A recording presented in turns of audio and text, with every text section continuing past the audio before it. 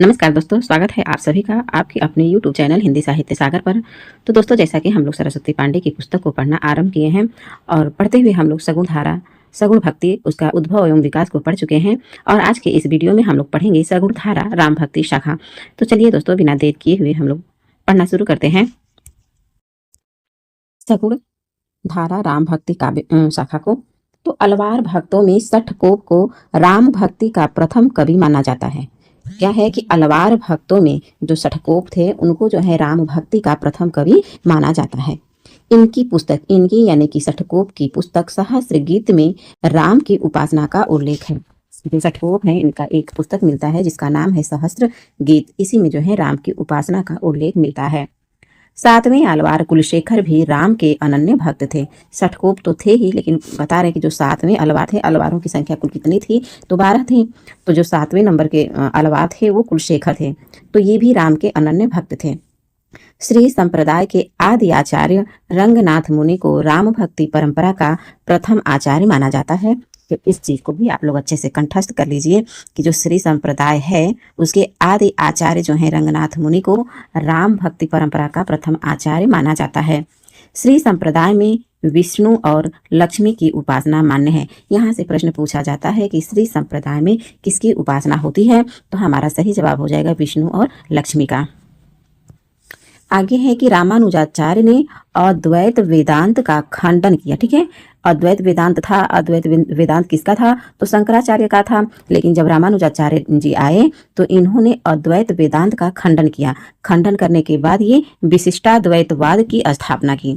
मतलब अद्वैतवाद का खंडन करते हुए रामानुजाचार्य ने विशिष्टाद्वैतवाद की स्थापना की, जिसके अनुसार ब्रह्म के ही अंश जगत के सारे जीव हैं। इन्होंने बताया कि जो जगत के सारे जीव हैं ये ब्रह्म के ही अंश हैं। ये किसने बताया तो रामानुजाचार्य जी ने बताया। अलवार षटकोप के 5 पीढ़ी के पीछे रामानुजाचार्य हुए। जो अलवार षटकोप थे इनके 5 पीढ़ी पीछे के जो है ये रामानुजाचार्य हुए। रामानुजाचार्य को शेष या लक्ष्मण का अवतार माना जाता है। दोस्तों, ये प्रश्न पूछा जाता है सीधे परीक्षा में कि लक्ष्मण का अवतार किसे माना जाता है, तब हमारा सही जवाब हो जाएगा कि रामानुजाचार्य को शेष या लक्ष्मण का अवतार माना जाता है। श्री संप्रदाय की प्रधान गद्दी तोताद्री में स्थित है। यह भी प्रश्न पूछा जाता है। इन सभी प्रश्नों को आप लोग कंठस्थ कर लीजिएगा। ऐसे प्रश्न पूछता है कि श्री संप्रदाय की प्रधान गद्दी कहाँ पर स्थापित है, तो हमारा जवाब हो जाएगा तोताद्री में। रामानुजाचार्य की 14वीं या 15वीं शिष्य परंपरा में सुप्रसिद्ध स्वामी रामानंद हुए। किसमें 14वीं या 15वीं शिष्य परंपरा में। आगे है कि हिंदी में रामकाव्य के पुरस्कर्ता रामानंद माने जाते हैं। आचार्य हजारी प्रसाद द्विवेदी ने लिखा है। क्या लिखे हैं आचार्य हजारी प्रसाद द्विवेदी ने, आइए पढ़ते हैं इसको।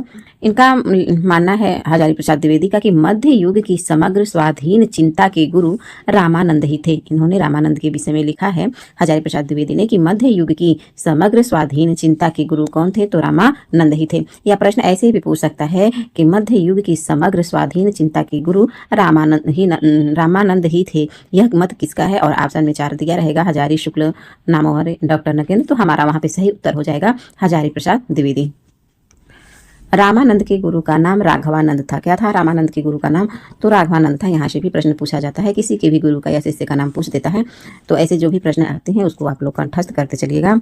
हजारी प्रसाद द्विवेदी ने रामानंद को आकाश धर्मा गुरु कहा है, तो ये भी प्रश्न पूछा जाता है। प्रश्न पूछा जाएगा कि आकाश धर्मा गुरु किसे कहा जाता है, तब हमारा जवाब हो जाएगा रामानंद को कहा जाता है। प्रश्न पूछेगा कि रामानंद को आकाश धर्मा गुरु किसने कहा है, तब हमारा उत्तर हो जाएगा हजारी प्रसाद द्विवेदी। ठीक है, तो यहाँ से प्रश्न कई तरह से पूछे जा सकते हैं।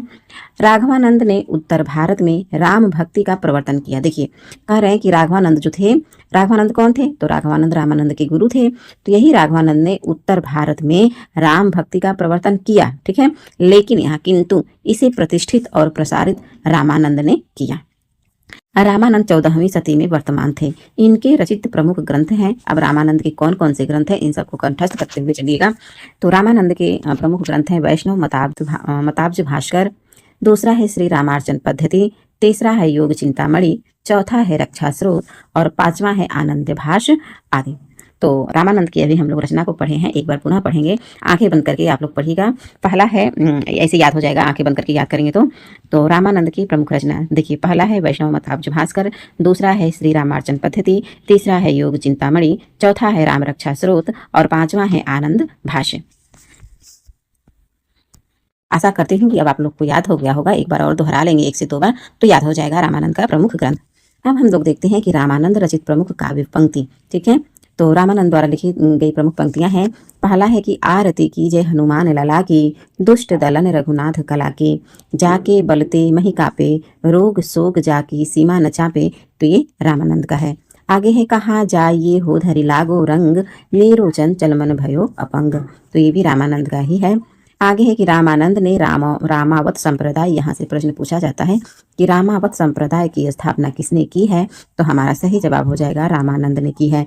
इस संप्रदाय यानी रामावत संप्रदाय के लोग बैरागी नाम से प्रसिद्ध थे। प्रश्न पूछा जाएगा कि किस संप्रदाय के लोग बैरागी नाम से प्रसिद्ध थे, तो हमारा जवाब हो जाएगा रामावत संप्रदाय के। रामानंद कृत वैष्णव मताब्ज भास्कर में उनके शिष्य सुरसुरानंद ने 9 प्रश्न किए हैं और ये प्रश्न भी पूछा जाता है कि किसमें जो है रामानंद के शिष्य सुरसुरानंद जो है 9 प्रश्न किए हैं। तो ये जो उनका पुस्तक है वैष्णव मताब्ज भास्कर, उसी में किए हैं 9 प्रश्न, जिनके उत्तर में राम तारक मंत्र की विस्तृत व्याख्या। अब ये राम तारक मंत्र यह भी रामानंद का ही ग्रंथ है और इसी में जो है विस्तृत व्याख्या की है। वैष्णव मताब्ज भास्कर में प्रश्न पूछे हैं उनके शिष्य सुरसुरानंद ने, तो उसी का उत्तर जो है रामानंद ने देते हुए राम तारक मंत्र को लिखे हैं। अहिंसा का महत्व इत्यादि विषय है ये। आगे है कि रामानंद के 12 शिष्य थे। ठीक है, कितने शिष्य थे, तो 12। अलवार की संख्या 12, रामानंद के शिष्य 12। इस चीज को आप लोग याद कर लीजिएगा। आचार्य शुक्ल, हजारी प्रसाद द्विवेदी एवं राम कुमार वर्मा के अनुसार ये निम्नलिखित है। तो यहाँ पे देखिए जो 12 शिष्य हैं उनके रामानंद के, तो वो शुक्ल के अनुसार कोई और हैं, हजारी प्रसाद के अनुसार कोई और हैं, और जो है डॉक्टर राम कुमार वर्मा के अनुसार कोई और हैं। तो आइए एक एक करके हम लोग देखते हैं। पहले हम लोग देखेंगे आचार्य रामचंद्र शुक्ल के। तो आचार्य रामचंद्र शुक्ल जी जो हैं ये पहले अनंतानंद को मानते हैं, दूसरा है सुखानंद, तीसरा है सुरसुरानंद, चौथा है नरहरियानंद, भावानंद, पीपा, कबीरदास, सेन, धन्ना, और यहीं पे ऐड कर लीजिए रैदास, क्योंकि अगले पेज पे है, यहीं लिख लीजिए रैदास हैं। उसके बाद पद्मावती हैं और इसके बाद जो है सुरसुरी हैं, सुरसुरी। तो इतने जो हैं आचार्य रामचंद्र शुक्ल जी मानते हैं। एक बार पुनः देखेंगे, अनंतानंद, सुखानंद, सुरसुरानंद, नरहरियानंद, भावानंद, पीपा, कबीरदास, सेन, धन्ना, ये सभी जो है रामानंद के शिष्य हैं। रैदास, पद्मावती और सुरसुरी, और इनमें से जो है 12 शिष्य हैं ना, 12 में से 2 ये महिला हैं, पद्मावती और सुरसुरी। तो ये रहे आचार्य रामचंद्र शुक्ल के अनुसार। अब आइए हम लोग पढ़ते हैं हजारी प्रसाद द्विवेदी के अनुसार। तो इन्होंने देखिए पहले नंबर पर आसानंद को रखा है, फिर सुखानंद, सुरसुरानंद, फिर परमानंद, भावानंद, पीपा ये राजपूत थे, कबीर, सेना ये नाई थे, और धन्ना जाट थे। इसी पेज पर और भी देख लीजिए, इन्होंने हजारी प्रसाद द्विवेदी ने भी रैदास को माना है, रैदास भी है रामानंद के शिष्य। फिर महानंद हैं और श्री आनंद हैं, श्री आनंद हैं, आनंद। ठीक है, तो एक बार पुनः देख लेते हैं। आसानंद, सुखानंद, सुरसुरानंद, परमानंद, भावानंद, पीपा, कबीर, सेना, धन्ना, रैदास, महानंद और श्री आनंद। तो ये रहे हजारी प्रसाद द्विवेदी के अनुसार रामानंद की 12 शिष्य। अब हम लोग पढ़ेंगे राम कुमार वर्मा के अनुसार। तो देखते हैं, 1 मिनट। तो आइए देखते हैं कि वर्मा जी किसको किसको माने हैं रामानंद के शिष्य। तो देखिए ये भी पहले नंबर पर आचार्य रामचंद्र शुक्ल की भांति अनंतानंद को ही पहला शिष्य माने हैं, दूसरा है सुखानंद, लेकिन तीसरा है सुरेश्वरानंद, फिर है नरहरियानंद, भावानंद, योगानंद, पीपा, कबीर, सेन और धन्ना माने हैं, धना, रैदास को, और उसके बाद पद्मावती को। ठीक है, एक बार पुनः देखते हैं। अनंतानंद, सुखानंद, सुरेश्वरानंद, नरहरियानंद, भावानंद, योगानंद, पीपा, कबीर, सेन, धन्ना, ये धना है लेकिन धन्ना ऐसे रहेगा, रैदास और पद्मावती। तो ये रहे आचार्य रामचंद्र शुक्ल के अनुसार, हजारी प्रसाद द्विवेदी और राम कुमार वर्मा के अनुसार रामानंद के 12 शिष्य। आगे है कि अनंतानंद के शिष्य कृष्णदास बैहारी सर्वप्रथम गलता जो अजमेर राज्य में है, तो गलता में रामानंद संप्रदाय की गद्दी स्थापित की थी। तो जो अनंतानंद के शिष्य थे कृष्णदास बैहारी, इन्होंने गलता में रामानंद संप्रदाय की गद्दी को स्थापित किए थे। आगे है, 1 मिनट थोड़ा सा जूम कर लूं। रामानंदी संप्रदाय में गलता को उत्तर भारत का, कहाँ का, उत्तर भारत का उत्तर तोताद्री कहा जाता है। उत्तर तोताद्री किसको कहा जाता है, तो रामानंदी संप्रदाय में गलता को। गलता में पहले नाथ पंथी योगियों का अधिकार था। अजमेर के राजा पृथ्वीराज पयहारी जी के शिष्य बने। पयहारी के दो प्रसिद्ध शिष्य हुए थे। पहला है अग्रदास और दूसरा है किलदास। किलदास ने राम भक्ति में योगाभ्यास का मेल कर एक तपसी शाखा की स्थापना की। तो यहाँ से प्रश्न पूछा जाता है, एक बार नेट में भी प्रश्न पूछा जा चुका है इससे, यहाँ से सीधे प्रश्न पूछा जाता है कि तपसी शाखा की स्थापना किसने की। तो आपका सही जवाब हो जाएगा किलदास ने। किलदास के शिष्य द्वारकादास थे। अब देखिए किलदास के शिष्य कौन थे? द्वारकादास थे। इनके संबंध में नाभादास ने भक्तमाल में लिखा है। इनके संबंध में यानी कि किलदास के संबंध में क्या लिखे हैं कि अष्टांग योग तन त्याग योग, नहीं द्वारकादास के विषय में लिखे हैं, ठीक है। अष्टांग योग तन त्याग योग द्वारकादास जाने दुनि। तो ये कहाँ मिलता है? तो ये नाभादास के भक्तमाल में मिलता है।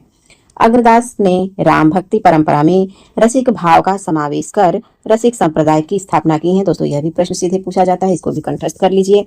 यहाँ से प्रश्न पूछता है कि राम भक्ति परंपरा में रसिक भाव का समावेश करने वाले कौन थे? तो हमारा सही जवाब हो जाएगा अग्रदास। फिर एक प्रश्न पूछेगा कि रसिक संप्रदाय की स्थापना किसने की है? तब भी हमारा उत्तर हो जाएगा अग्रदास ने। रसिक संप्रदाय के प्रमुख कवि निम्न हैं। अब देखिए कुछ कवि दिए हैं जो रसिक संप्रदाय से संबंधित है। तो उनमें से है पहला बालकृष्ण बाल अली, दूसरा है रसमाला, तीसरा है राम शरण प्रेमकली, चौथा है प्रयागदास, पांचवा है राम गुलाम द्विवेदी और छठा है रीवा नरेश महाराज रघुराज सिंह। तो ये हैं कुछ रसिक संप्रदाय के प्रमुख कवि। अग्रदास ने अपनी गद्दी जयपुर के पास रयवासा में स्थापित किया। तो जो अग्रदास है इन्होंने अपनी गद्दी को कहाँ स्थापित किया? तो जयपुर के पास रयवासा में स्थापित किया। रसिक संप्रदाय में इन्हें अग्र अली भी कहा जाता है। रसिक संप्रदाय में अग्रदास को अग्र अली भी कहा जाता है। अग्रदास द्वारा रचित प्रमुख ग्रंथ निम्नलिखित है। आइए एक एक करके सबको देखते हैं। तो इनका पहला है ग्रंथ हितोपदेश उपखाड़ा बावड़ी, ठीक है। दूसरा है ध्यान मंजरी, जिसमें रसिकोपासना का सिद्धांत ग्रंथ है ये। फिर है राम ध्यान मंजरी, कुंडलियां, ये नीतिपरक कुंडलियां हैं। अष्टयाम या रामाष्टयाम, ये संस्कृत भाषा में रचित सीता बल्लभ राम की दैनिक लीला का चित्रण है। अग्रदास के शिष्य नाभादास माने जाते हैं। ये कंठस्थ कर लीजिएगा कि अग्रदास के शिष्य कौन थे? तो वो नाभादास जी थे। विष्णुदास ग्वालियर नरेश डुंगरेंद्र के राजकवि थे। इनके द्वारा लिखे ग्रंथ निम्नांकित हैं। किसके द्वारा? तो विष्णुदास द्वारा लिखे ग्रंथ कौन कौन से हैं? महाभारत कथा है, रुक्मिणी मंत्र है, स्वर्गारोहण है, रामायण कथा है। तो ये 4 रचनाएं जो हैं विष्णुदास के मिलते हैं। और दोस्तों यहाँ पे आप जब लोग आप जो है बुक पढ़िएगा सरस्वती पांडे का, तो वहाँ पे जो नया नया मिलेगा वहाँ पे ऐड करते चलिएगा। तो जैसे देखिए ये जो स्वर्गारोहण है तो ये तो विष्णुदास का है ही, लेकिन एक और कवि का है, वो संस्कृत के कवि है, वर रुचि का भी है, वर रुचि। तो ऐसे सब चीजें आप लोग वहीं पे लिख लिया कीजिए कि वर रुचि का भी है। ऐसे करके लिख लेंगे तो आप लोग को दोनों लोगों का याद हो जाएगा। जब भी इसको पढ़ेंगे तो एक ही साथ दोनों लोग को पढ़ लेंगे। विष्णुदास कृत रामायण कथा राम कथा संबंधी हिंदी का प्रथम प्रबंध काव्य है। ईश्वरदास ने सत्यवती कथा 1501 ईस्वी और भरत मिलाप और अंगद पैज, ये 3 रचना जो है ईश्वरदास का मिलता है। कौन कौन सा? पहला सत्यवती कथा, दूसरा भरत मिलाप और तीसरा है अंगद पैज। गोस्वामी तुलसीदास राम भक्ति शाखा के प्रति यहाँ पे वो हो गए हैं प्रतिनिधि कवि हैं। इनका सामान्य विवरण निम्नलिखित है। तो आइए हम लोग देखेंगे तुलसीदास को। तो आइए यहाँ पे देखेंगे, हम लोग पढ़ेंगे तुलसीदास के बारे में। तो देखिए जो तुलसीदास का जन्म और मृत्यु का समय है, तो इनका जन्म 1532 ईस्वी में होता है और मृत्यु जो है 1623 ईस्वी में। और इनके माता पिता का नाम देखा जाए तो वहीं पिता जो है आत्माराम दुबे हैं और माता तुलसी देवी हैं। इनकी पत्नी रत्नावली मिलती हैं, रत्नावली इनका नाम होता है। और इनके दीक्षा गुरु जो थे वो नरहरि आनंद थे तथा शिक्षा गुरु शेख सनातन थे। तुलसीदास के जन्म स्थान के विषय में मतभेद है, क्योंकि कुछ विद्वान सुकरखेत सोरो मानते हैं तो कुछ राजापुर में मानते हैं। तो आइए इस मतभेद को हम लोग देखते हैं कि कौन कौन विद्वान हैं जो सोरो में मानते हैं और कौन विद्वान है जो राजापुर मानते हैं। तो देखिए सुकरखेत सोरो, एक मिनट, सुकरखेत सोरो जिला एटा मानने वाले विद्वानों में कौन कौन है? तो इसमें है लाला सीताराम, गौरी शंकर द्विवेदी, हजारी प्रसाद द्विवेदी, राम नरेश त्रिपाठी, रामदत्त भारद्वाज और गणपति चंद्र गुप्त।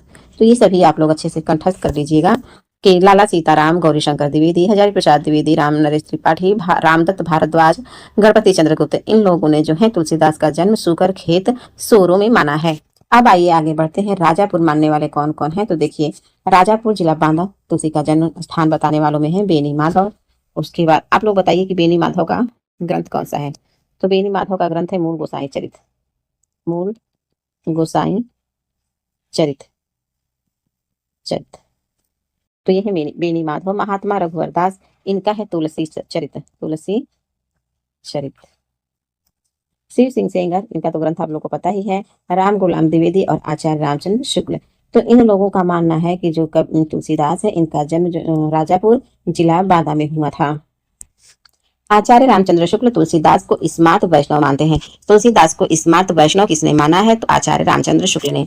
आचार्य रामचंद्र शुक्ल के अनुसार हिंदी काव्य की प्रौढ़ता के युग का आरंभ गोस्वामी तुलसीदास द्वारा हुआ। तुलसीदास के महत्व के संदर्भ में विद्वानों की कही गई उक्तियां निम्न हैं। आइए देखते हैं विद्वानों की उक्तियां जो तुलसीदास के बारे में बतलाई हैं। तो अभी हम लोग देखेंगे नाभादास को। तो इन्होंने अपने अष्टयाम में क्या कहा है? तो कहा है कि कली काल का वाल्मीकि। तो जो है तुलसीदास को नाभादास ने कहा कली काल का वाल्मीकि कहा है। स्मिथ, ये मुगल काल का सबसे महान व्यक्ति माना है तुलसीदास को। ग्रियर्सन, बुद्ध देव के बाद सबसे बड़ा लोक नायक माने हैं। मधुसूदन सरस्वती का कथन है कि आनंद कानेन कश्चित डगमज तुलसी तरु कविता मंजरी यस्य राम भ्रमर भूषिता। तो ये है मधुसूदन सरस्वती का। रामचंद्र शुक्ल जी देखिए क्या कहते हैं कि इनकी वाणी की पहुंच मनुष्य के सारे भावों व्यवहारों तक है, और एक ओर तो वह व्यक्तिगत साधना के मार्गों में विरागपूर्ण शुद्ध भागवत भजन का आरोप करती है, दूसरी ओर लोक पक्ष का आकर पारिवारिक और सामाजिक कर्तव्यों का सौंदर्य दिखाकर मुक्त करती है। तो ये रहा आचार्य रामचंद्र शुक्ल का कथन। एक बार पुनः पढ़ेंगे कि इनकी वाणी की पहुंच मनुष्य के सारे भावों व्यवहारों तक है, एक ओर तो वह व्यक्तिगत साधना के मार्ग में विरागपूर्ण शुद्ध भगवत भजन का उपदेश करती है, तो दूसरी ओर लोक पक्ष में आकर पारिवारिक और सामाजिक कर्तव्यों का सौंदर्य दिखाकर मुग्ध करती है। अब एक और कथन है रामचंद्र शुक्ल का ही, यह एक कवि ही हिंदी को प्रौढ़ साहित्य भाषा सिद्ध करने के लिए काफी है, ऐसा मानना है रामचंद्र शुक्ल जी का। एक और कथन शुक्ल जी का है कि तुलसीदास उत्तरी भारत की समग्र जनता के हृदय में पूर्ण प्रेम प्रतिष्ठा के साथ विराज रहे हैं। किसका कथन है? तो शुक्ल जी का है। आगे बढ़ते हैं। अगला है कि हजारी प्रसाद द्विवेदी का कथन है कि भारतवर्ष का लोक नायक वही हो सकता है जो समन्वय करने का अपार धैर्य लेकर आया हो। तो ये कथन है हजारी प्रसाद द्विवेदी का। रामविलास शर्मा जातीय कवि कहा है? तो अमृतलाल नागर मानस का हंस कहा है? तो जो है गोस्वामी तुलसीदास ने कहा कि रामानुजाचार्य के श्री संप्रदाय और विशिष्टाद्वैतवाद से प्रभावित थे। इनकी भक्ति भावना दास्य भाव की थी। किसकी भक्ति भावना दास्य भाव की थी? तो तुलसीदास की थी। और यहीं पे एक ऐड कर लीजिएगा, जैसे कि कली काल का वाल्मीकि नाभादास ने कहा है, मुगल काल का सबसे महान व्यक्ति स्मिथ ने कहा है, तो तुलसी धर्म ध्वज है। ये चतुर्सेन शास्त्री ने कहा है, चतुर्सेन शास्त्री जी ये कहते हैं कि तुलसी धर्म ध्वनि है। यहाँ लिख देती हूँ, तुलसी धर्म ध्वनि है।